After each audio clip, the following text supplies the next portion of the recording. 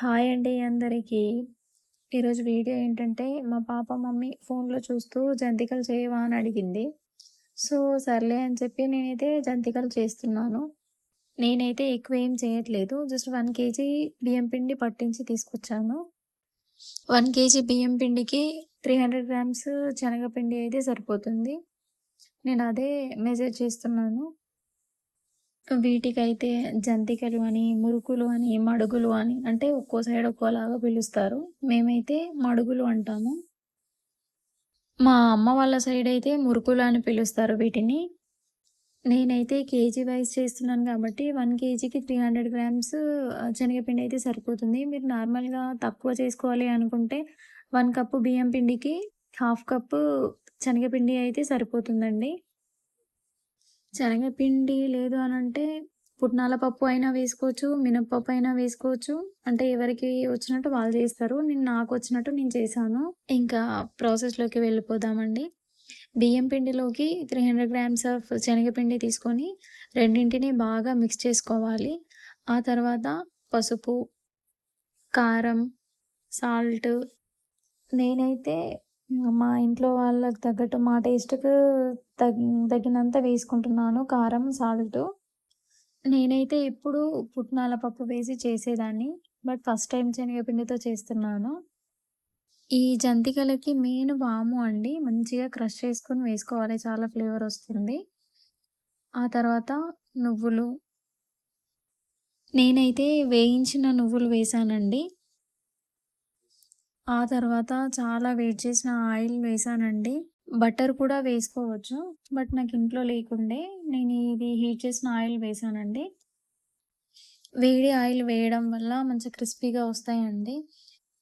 అల్లం వెల్లుల్లి paste direct వేస్తే ఆ మిషన్‌లో స్ట్రక్ అవుతుందని చెప్పేసి నేను ఇలా జాలీతో వడగట్టి ఈ వాటర్ అన్ని పోస్తున్నాను. ఫ్లేవర్ మంచిగొస్తుందని చెప్పేసి. వీటన్నింటిని బాగా మిక్స్ చేసి, ఆ తర్వాత వేడి వాటర్‌ని పోసుకొని పిండిని కలుపుకోవాలి. నేనైతే అసలు కూల్ వాటర్ అస్సలు పోయనండి. ఆ పిండి మొత్తాన్ని నేనైతే వేడి వాటర్‌తోనే పిండి తడుపుకొని పెట్టుకుంటానండి. మా ఇంట్లో వాళ్ళైతే ఈగర్‌గా వెయిట్ చేస్తున్నారు. ఎప్పుడు చేస్తదా? ఎప్పుడు తిందామా? అని చెప్పేసి. మా పాప అయితే ఏడుస్తుందని చెప్పి ఫోన్ ఇచ్చాను.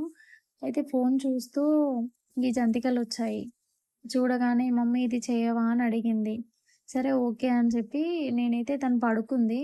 పడుకొని లేచేసరికి చేయాలి అని అనుకున్నాను. తను లేచేసరికి చేసిచ్చా. మా ఇంట్లో అయితే స్పైస్ ఎక్కువనే తింటారండి. బట్ పాప తింటది కదా అని చెప్పి నేనైతే స్పైస్ కొంచెం తక్కువనే వేశాను. కారం, సాల్ట్. ఇక్కడైతే అయిపోయిందండి. ఇగ పిండి తడిపి జస్ట్ ఒక హాఫ్ అన్ అవర్ అట్లా పక్కన పెట్టాను. ఎంత మనకి నానితే అంత మంచిగొస్తాయి మడుగులనేవి. ఇంగా హాఫ్ అన్ అవర్ తర్వాత స్టార్ట్ చేశాము ఇంకా చేయడమైతే. నేను, తినైతే మా తోడికోడలు మేమిద్దరం కలిసి చేశాము. తను చేస్తుంటే నేనైతే ఆయిల్‌లో తీశానండి. వీడియో తీస్తుంటే "వద్దక్కా తీయకు. అచ్చా వచ్చి రాక నేను చేస్తున్నాను. అందరూ నవ్వుకుంటారు. వద్దక్క తీయకు" అని చెప్పేసి అని అంటుంది తనైతే. కానీ చేసిందండి. మేమైతే ఈ జంతికలు చేస్తూ ఆ పక్కన బాక్స్ ఉంది కదండీ! దాంట్లో అది బాక్స్ మొత్తం ఫిల్ చేద్దామని అనేసరికి మా వాళ్ళొచ్చి తీసుకెళ్ళి తినేస్తున్నారు. అదే నవ్వుతూ ఉన్నాము. మా మరిది అయితే మా చెల్లిని వంకలు పెట్టడంలో మాత్రం ఫస్ట్ ఉంటాడండి.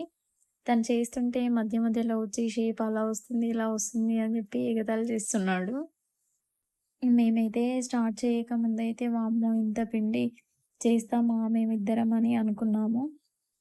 బట్ మాట్లాడుతూ, ముచ్చట్లు పెడుతూ, నవ్వుకుంటూ అసలు ఎప్పుడు చేశామో గూడా తెలియలేదండి మాకైతే.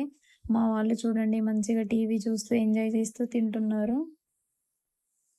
మా పాప కూడా మమ్మీ బావుంది, బావుంది అని తింటుంది. ఇంగా చేయడం అవ్వగానే టీ పెట్టేసుకొని, ఇంగ టీలో ఈ మురుకులైతే వేసుకొని తింటున్నాము. నేను, మా చెల్లి ఇద్దరం కలిసి. అసలు ఆ టేస్టే వేరే లెవెల్‌లో ఉంటది కదండీ! మీరు గూడా ఎంతమంది ఇలా తింటారో కామెంట్ సెక్షన్‌లో కామెంట్ చేయండి. సో, ఫైనల్‌గా ఇదండి వీడియో. మీకు గనక నచ్చినట్టయితే please do like, share, subscribe.